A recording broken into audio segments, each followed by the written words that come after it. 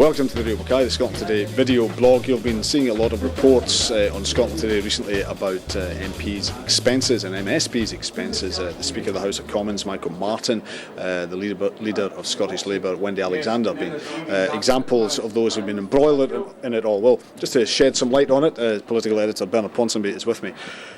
Without getting into the specific examples just yet, Bernard, why is this all blowing up just now? What's been happening? Oh, because any story which involves politicians and money is simply sexy.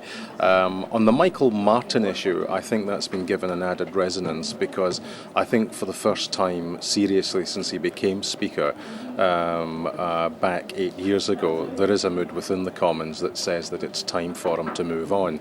And although expensive stories excite journalists at the best of time, I think you have to put that into the context of disquiet from some sections of the Commons about the way in which he chairs things. But is there something to do with our expenses more open? Are they more open to analysis? Presumably that's why so many of these stories are now coming forth. Well, you could almost look at it at three tiers of government. At the European level, I think most people would say that the regime there is almost a sort of license to steal, where people claim money. There's not a stiff regime in terms of having to account for that money. The Scottish Parliament actually have pretty stringent rules in relation to the claiming of allowances. There's a review into the current allowances regime at Holyrood, as indeed there is a review taking place in terms of Westminster allowances, but by and large MSPs literally have to put in receipts for absolutely everything. We can go and look at those receipts on the website.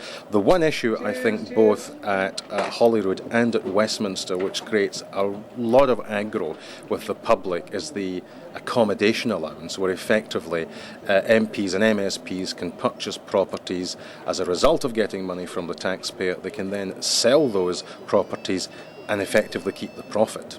But it's not unreasonable to ask an MSP who's travelling to Edinburgh and has to remain in Edinburgh has accommodation. Surely that's not unreasonable.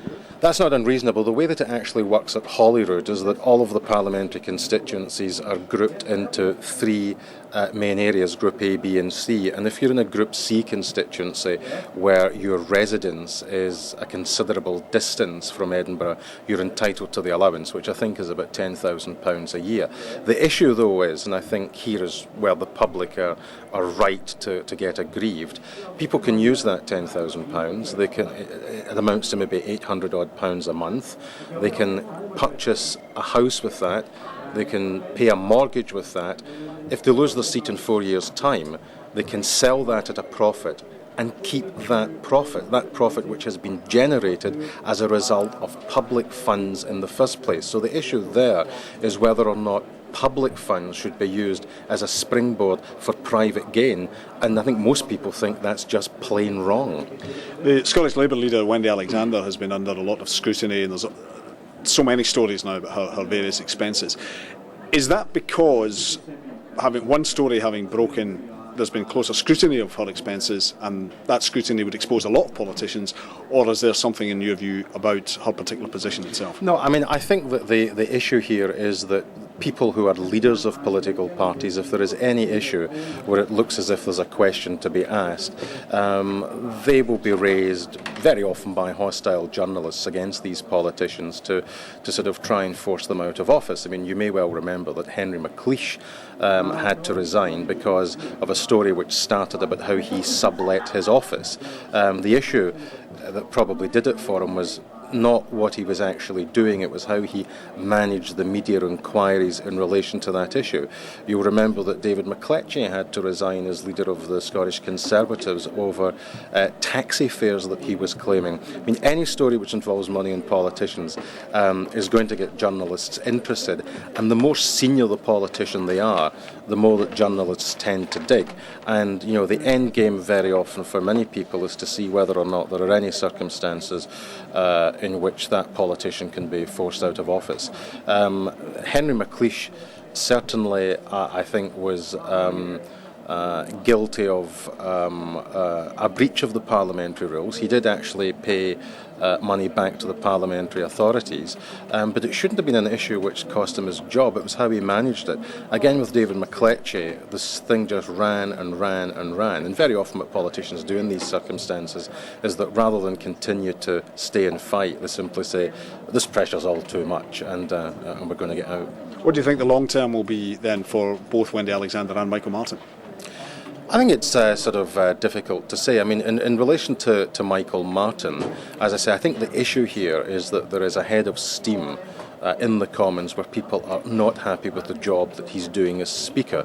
We should look at the row over some of these allowances as simply an extension of that story. The key issue is whether or not Michael Martin decides he wants to stand at the next election.